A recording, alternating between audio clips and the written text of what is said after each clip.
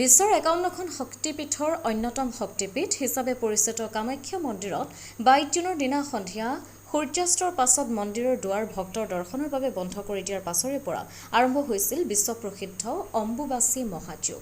আনহাতে ২৬ জুনৰ দিনা পুৱা সূৰ্যোদয়ৰ পাছতে কামাখ্যাৰ পৰম্পৰা অনুসৰি নিত্য পূজা, দেৱী স্নান আদি কৰাৰ পাছত ভক্তৰ দৰ্শনৰ বাবে মন্দিৰৰ দুৱাৰ খুলি দিয়া হ'ব।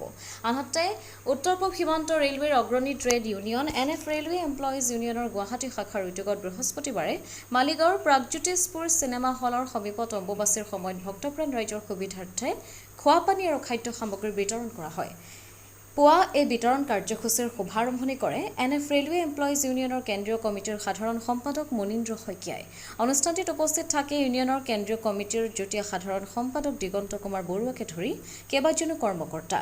আনহাতে ইউনিয়নৰ গুৱাহাটী শাখাৰ সভাপতি নিপন কলিতা আৰু সম্পাদক অৰূপ কলিতাৰ নেতৃত্বত শাখাৰ কৰ্মকৰ্তা সদস্যসকলে পুৱাৰে পৰা নিশালৈ ভক্তৰ মাজত খোৱাপানী আৰু খাদ্য সামগ্ৰী বিতৰণ কৰে। ব্যুৰো ৰিপৰ্ট অমৃত নিউজ 24/7।